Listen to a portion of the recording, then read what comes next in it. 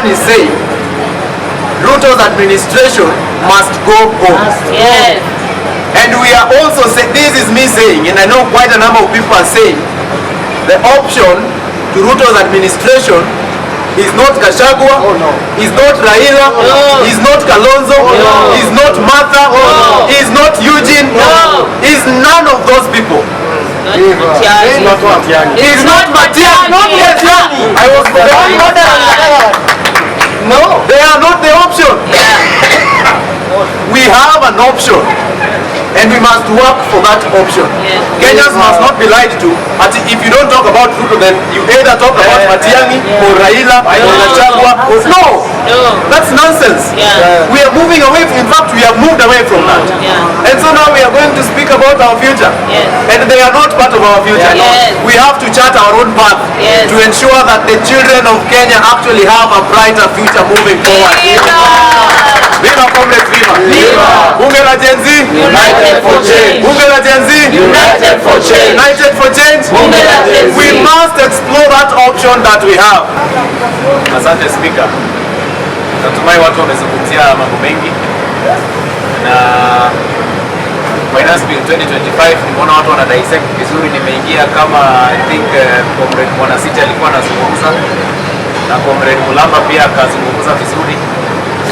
Na naona David pia amezungumzia na akaguzia pale CDF ambayo pia wanataka ku make ikue in the constitution, ikue constitutional. In short, our MPs accept that they've been implementing an unconstitutional thing. Yes. They have been implementing an unconstitutional CDF, and now they want to make it constitutional. Na pia wanafikiria ni wajanja. Wameileta wakati ambao pia tuna discuss Finance Bill 2025. So wanafikiria we are going to be very tired to the extent that we cannot discuss both Finance Bill 2025 and at the same time discuss NGCDF, Constitutional Amendment Bill 2025. But let me tell them this. The people of Kenya have established that the CDF, or what you now call it, the NGCDF, has been unconstitutional all along. And that means your quest for constitutionalizing NGCDF is a failure. So the National Assembly and the Senate have failed us. That is why tunasema, and I was following one of these lives, someone is making a proposition that instead of us focusing on one supreme position, well, supreme in our minds, the presidency, why don't we then ensure we have a powerful parliament? Why don't we ensure that we have 300 MPs in the National Assembly, progressive people? Why don't we ensure that we have 39 senators, progressive senators, who are not going to be pocketed by the president?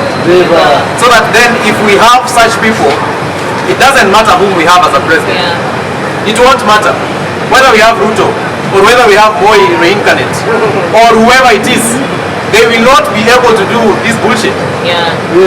So that's why as young people, we have to mobilize. We have to organize. And we have to ensure that we find ways in which we can get good leaders actually winning. The history has been that he who has the heaviest pockets wins. He who has the deepest pockets wins. That is the problem that we have. In most cases, those with the deepest pockets are never the best. In most cases, those with the deepest pockets are never the best.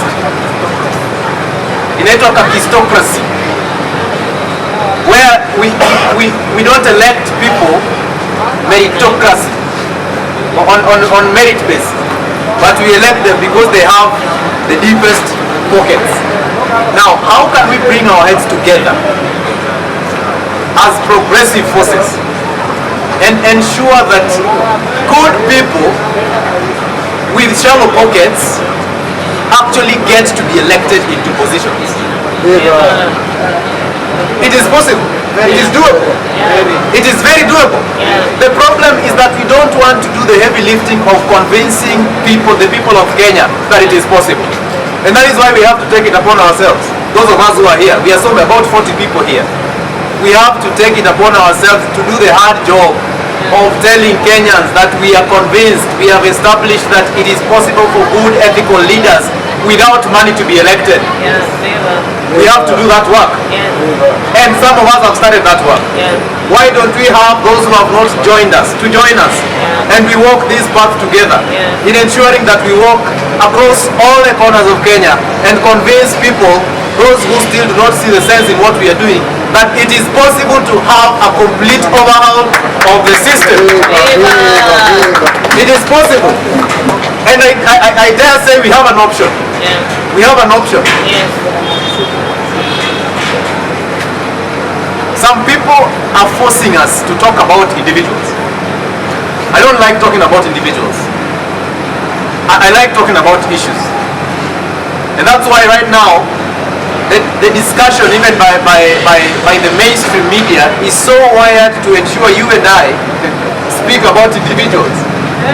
That is the problem we have. So that then in the mouths of every Kenyan, every day someone must talk about either manyora, or someone must talk about Ruto, or someone must talk about Raila, or someone must... What business do we have always talking about these politicians who've been in this space for 30, 40, 50 years? What business do we have speaking about them? Are we not able to actually speak about issues? And if we have to speak about individuals, then why don't we change or shift the conversation and focus to talk about individuals who are actually making real change in Kenya? We should stop focusing on individuals who they have gained much more than they have contributed to the struggle.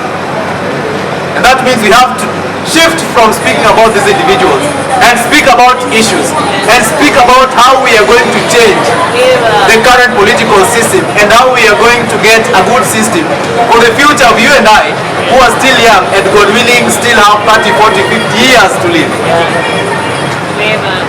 So we must emancipate ourselves. We must change our minds, and I'm happy that most of us here have changed our minds and we see the future very clearly. Why don't we take the hard job by ourselves? Cascade the energy down to the villages and tell them that the time is now for us to realize the change that some of us have fought for many years. Another thing, it is time to ask questions. We can't have people always in the struggle but doing the same things every other year and expecting big changes. We have people who are doing the same things and they're not concerned about organizing and growing together to the extent that, well, we always think they're progressives. Ukiwa na maandamano tuko hapo pamoja. Ukiwa na kitu inaletwa wapi tuko hapo pamoja. But have we not realized that we cannot be doing the same thing every year, year after year, and expecting change, expecting different results? We can never get different results using the same tactics we've been using. And so that means from now, moving forward, we must not just go for maandamano, but we must go to maandamano with actual goal. We are going to this maandamano. What are we maandamanating about? What do we want to change? What are the strategic steps we are going to take to ensure that these things actually change? Strategy! So we must strategize. We must organize. We cannot just be blind going to the maandamano and saying, you know, we must go and then what? We agree, I agree, we all agree that must go. But how? How? Another thing, if an individual, say if David decides today to start working on a strategy that is going to help us actually remove must go, we must be able to support David. We cannot say that Joshua also now has a better idea. If you have a better idea and this person already has started something moving, why don't we join forces and ensure that we can move together? We synergize. Kisumu kubwa, asante kwa hiyo Kisumu. So, ladies and gentlemen, what we are saying is this. The mood in the country is that we are tired. And everyone is saying we are tired. And everyone is saying Ruto's administration must go home. Yes.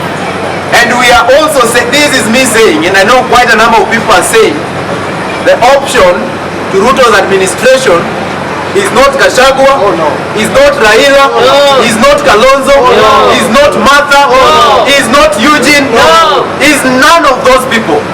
It's not Matiangi. It's not Matiangi. Not Matiangi. I was no, they are not the option. We have an option, and we must work for that option. Kenyans must not be lied to. If you don't talk about Ruto, then you either talk about Matiangi or Raila or Gachagua. No, that's nonsense. We are moving away. In fact, we have moved away from that. And so now we are going to speak about our future. And they are not part of our future. We have to chart our own path to ensure that the children of Kenya actually have a brighter future moving forward. Viva comrades, viva! Viva! Bunge la GenZ! United for change! Bunge la GenZ! United for change! United for change! Bunge la GenZ! We must explore that option that we have. Hatuwezi sema tunachoka hadi na tumeanza jana. Hatuwezi choka, si ndio? So let us bring our heads together, let us bring our resources, energy, effort together. Let us synergize.